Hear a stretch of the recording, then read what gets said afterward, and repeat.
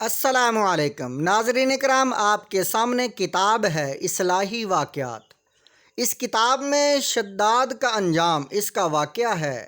آپ سے گزارش ہے ویڈیو کو مکمل دیکھیں، لائک اور سبسکرائب کریں اور ثواب دران حاصل کریں۔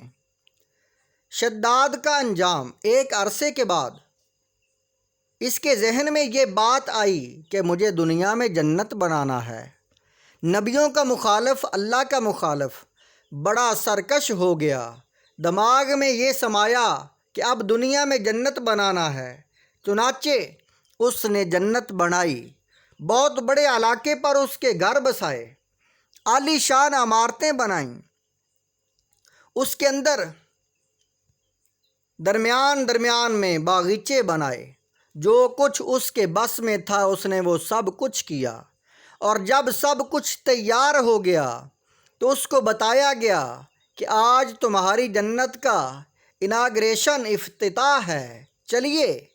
اب وہ جو افتتاح کرنے کے لیے گیا تو اپنی اس جنت کے اندر جانے کے لیے جو ہی ایک قدم اندر رکھتا ہے، وہیں اسرائیل علیہ السلام کو حکم ہوتا ہے کہ اس آدمی کی روح قبض کر لو۔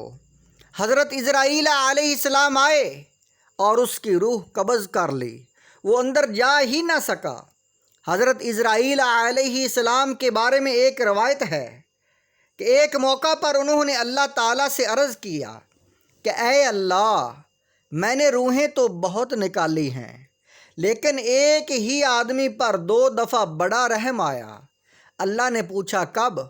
کہاں؟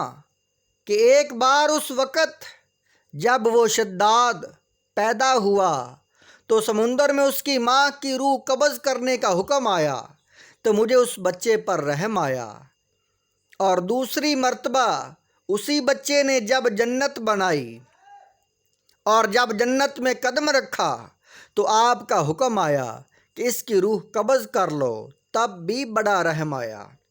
بتانا یہ چاہتا ہوں کہ ایسی بے شمار مثالیں ہیں جن سے ثابت ہوتا ہے کہ نعمت کامل جانا اسی بات کی دلیل نہیں ہے کہ انسان اللہ کا محبوب ہے، بلکہ ہو سکتا ہو کہ یہ نعمت اس کے حق میں ہلاکت بننے والی ہو۔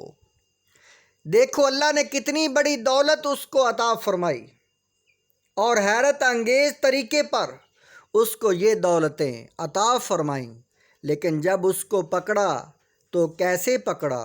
قرآن کریم میں ایک جگہ ارشاد ہے وَلَا يَحْسَبَنَّ الَّذِينَ كَفَرُوا أَنَّمَا نُمْلِي لَهُمْ خَيْرٌ لِأَنفُسِهِمْ إِنَّمَا نُمْلِي لَهُمْ لِيَزْدَادُوا إِثْمًا وَلَهُمْ عَذَابٌ مُّهِينٌ۔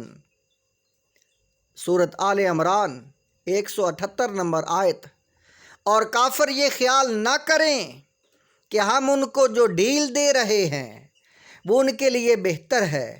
ہم تو ان کو اس لیے ڈھیل دے رہے ہیں تاکہ وہ گناہوں میں اور آگے بڑھیں، اور ان کے لیے ذلیل کرنے والا عذاب ہے۔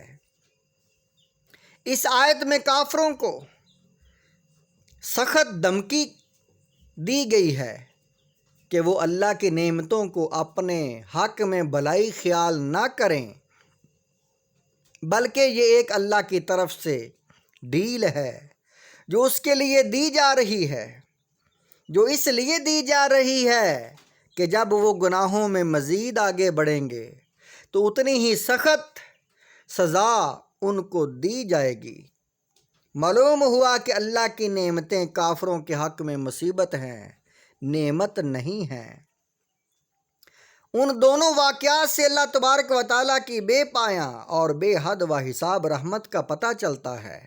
تو پھر ایسی کریم اور رحیم اور معاف کرنے والی ذات سے کیوں نہ آج ہی رمضان المبارک کی ساعتوں میں اپنی نافرمانی اور خطاؤں کی معافی مانگ لیں، اور رحیم اور کریم ذات جو فرعون اور قارون کو بھی معاف کرنے پر تیار تھی، ہم اس کا کلمہ پڑھنے والوں کو کیوں نہ معاف کرے گی۔ اللہ تعالی ہم سب کو اپنی فرما برداری عطا فرمائے۔